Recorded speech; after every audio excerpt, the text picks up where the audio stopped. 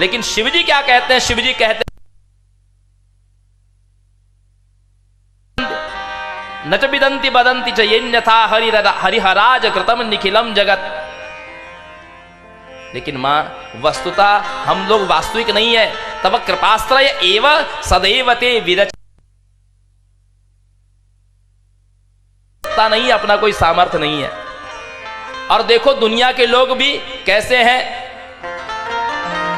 कि तपस्ये निरता मुनयो मला तव विहाय पदंबुज पूजनम जननी ते विधिना किल वंचिता।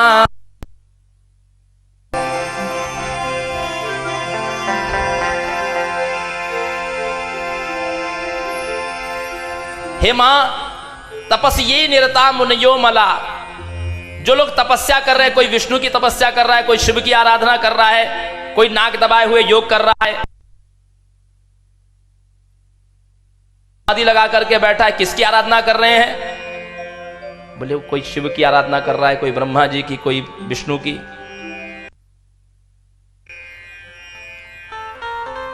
जननी ते विधिना किल वंचिता, उनको ब्रह्मा जी ने ठगा है, क्योंकि तब विहाय पदाम्बुज पूजन आश्रय ले लिया है, देवताओं का आश्रय ले लिया है। और आप उनके लिए तो तपस्या करनी पड़ती है, यज्ञ करना पड़ता है, लेकिन आपकी उपासना तो सबसे सरल है। आपकी पूजा सबसे, आपको मनाना तो सबसे सरल है। क्या करना है? समाधिना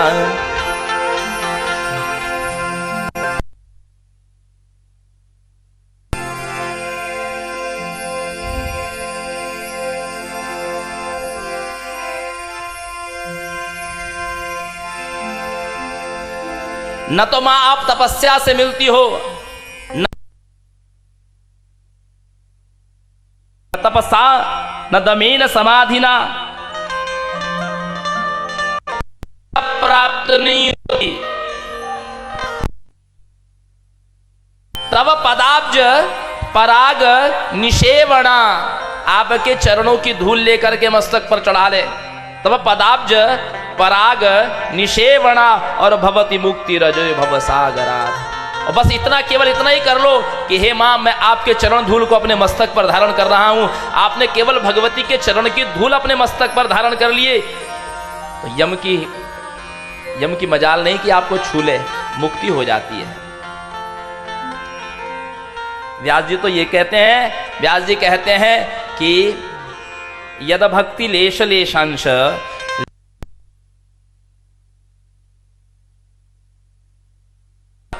यद भक्ति लेश लेशांश,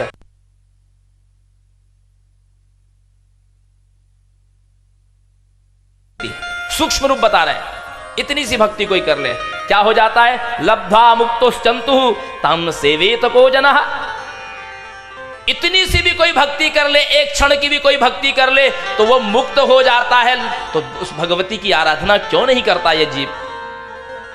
अरे भुवनेशी इति वक्त्रो ददाति भुवनत्रयम, जिसने कभी जीवन में एक बार भी ऐसा कह दिया हे भुवनेशी, तो मां उसको ददाति भुवनत्रयम, उसको त्रिभुवन का दान कर देती है। और कहीं उसने ये कह दिया मां पाहि तस्य वचसा देया भावाद्रणान्वितः, पहले उसने कहा कि हे भुवनेशी, तो मां अपना सर्वस्व दान कर देती है उसको, करुणा निधान मैया। और यदि उसने फिर कहा कि हे मां मेरी रक्षा करो, मां पाही, मां के पास देने के लिए कुछ बचता नहीं है, तो उस भक्त की वो अपने आप को ऋणी बना देती है।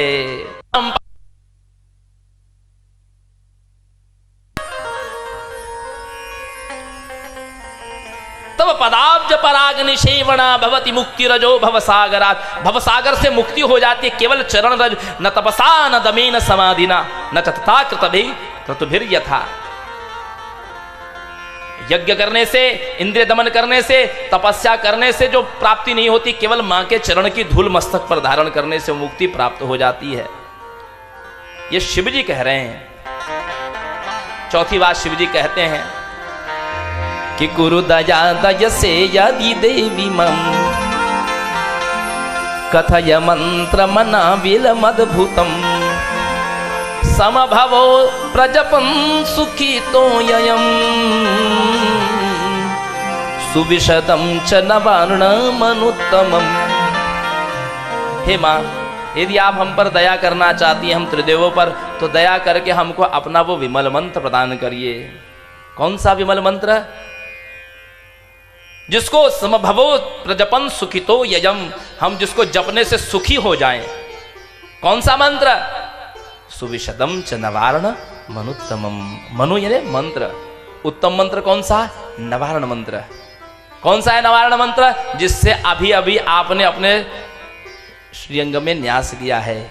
ओम ऐं ह्रीं क्लीं चामुंडायै विच्चै। मंत्र की महत्ता क्या है पहले समझिए। ये जितना आप चराचर संसार देख रहे हैं, इसको बनाने वाला एक है जिसके भीतर ये सब कुछ है। जैसे आप किसी होटल में जाइए, होटल में 50 सैकड़ों कमरे होते हैं, सबकी अलग अलग चाबी होती है, लेकिन कभी किसी की चाबी कोई खो जाए तो रिसेप्शन पर जाइए, एक मास्टर की होती है जिससे सारे कमरे खुल जाते हैं, मास्टर की। ठीक ऐसे ही इस ब्रह्मांड के अनेक रहस्य हैं, लेकिन ये मंत्र जो है, मंत्र शक्ति ऐसी है। और याद रखिए, हमारे सनातन हिंदू धर्म में ही मंत्र शक्ति का विज्ञान है, दूसरे धर्मों में मंत्र शक्ति का विज्ञान नहीं है। बाइबल में प्रेयर है, इस्लाम में नमाज है, ये सब स्तुतियां हैं, ये प्रार्थना है, लेकिन मंत्र शक्ति केवल और केवल हिंदू सनातन धर्म में है, जो इस विज्ञान को जानता है कि पूरे रहस्यों को कैसे प्राप्त किया जाता है। तो मंत्र वो मास्टर की है जिसके द्वारा आप संसार के सारे रहस्यों को खोल सकते हैं। हमारे यहाँ का मंत्र दृष्टा पुड़िंदिनी की सिद्धि करता है मंत्र के द्वारा। आपके भीतर क्या चल रहा है, मन की बात स्थित सत्यम वद वद कुरु स्वाहा। मैंने अधूरा मंत्र कहा, यह पूरा मंत्र बोलना निषेध है यहां पर। तो जो व्यक्ति मेरे से मिलने के लिए आया है, उसके हृदय में अभी क्या बात चल रही है वो मुझे बताओ। वो पुड़िंदिनी आके कानों में बताती है। कुछ लोग उसको कर्ण पिशाचनी कहते हैं। ये मंत्र से सब कुछ संभव है। मंत्र से यमराज को लौटा दिया जाता है। ओम हौं जुंग सहा ओम भूर्भुवः स्वः त्र्यंबकं जजामहे सुगंधिम पुष्टिवर्धनम उर्वारुकमिव बंधना मृत्योर्मुक्षीयमामृता। मंत्र जप हो जाए 1.25 लाख, यम को लौटना पड़ता है। इतनी शक्ति है मंत्र में। और उस मंत्र के भीतर ही वो पूरी सत्ता समाहित है। ऐम जो है ये सरस्वती का बीज है। ओम जो है अ उ म, अ ब्रह्मा का वाचक, उकार विष्णु का, मकार शिव का वाचक। ओम का आपने जप कर लिया, केवल आपने ओमकार का जप कर लिया तो आपने ब्रह्मा विष्णु शिव तीनों की आराधना कर ली, केवल ओम का जप कर लिया। और ऐम, ऐम सरस्वती का बीज है। ऐम का जप करने वाला सरस्वती को अंगीकार कर लेता है। ओम ऐम। ह्रीम यह भुवनेश्वरी का बीज है, इसको माया बीज कहते हैं। ह्रीम बीज का ओम इत्येकाक्षरम ब्रह्मम तदेवाहुश्रीमयम द्वे बीजे मम मंत्रस्व मुख्यत्वेन सुरोत्तमः। भगवती कहती है मेरे 2 मुख्य बीज है, ओम और ह्रीम, दोनों में एक समान शक्ति है, ओम और ह्रीम। तो जैसे हमारे संसार में द्विधा होती है, एक पुरुष है एक स्त्री है, तो पुरुषों के लिए ओम है और माताओं के लिए ह्रीम है। पुरुष चाहे तो ओम का जप, ह्रीम का भी जप करे, ओम का भी जप करे। और माताएं जब तक प्राकृतिक रूप से अपवित्र हैं तब तक वो ओमकार का जप न करे, केवल ह्रीम का जप करे। और जब 50 साल की अवस्था पार कर जाए तो ओम का भी जप करे। द्वे बीजे मम मंत्रस्थो मुख्यत्वेन सुरोत्तमः। क्लीम, क्लीम ये कामराज बीज है, भगवती महाकाली का बीज। क्लीम कामराज बीज है और इसमें 9 अक्षर है। ओम ऐम ह्रीम क्लीम चामुंडायै विच्चे। तो इसका अर्थ यह हो गया, ये नवाक्षरी मंत्र, इसको नवार्ण, नव वर्ण से युक्त इसको नवार्ण मंत्र कहते हैं। महामंत्र है। भगवती ने अपने दिव्य धाम का दर्शन कराया। ब्रह्मा जी को यह भान हो गया कि अरे मैं तो समझता था कि एक ही ब्रह्मांड है और यहाँ तो ब्रह्मांडों की कोई सीमा ही नहीं, कोई गणना ही नहीं है।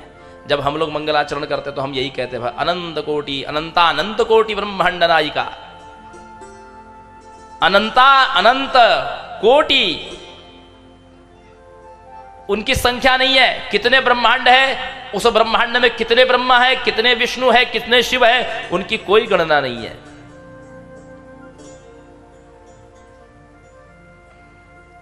और लेकिन मणिद्वीप धाम एक ही है सज्जनों माताओं, माँ का धाम एक ही है, जहां से पूरे अनंत कोटि ब्रह्मांड का संचालन चलता है। वो ब्रह्मांड में वो मणिद्वीप धाम एक ही है, मणिद्वीप धाम और नहीं है, केवल एक है।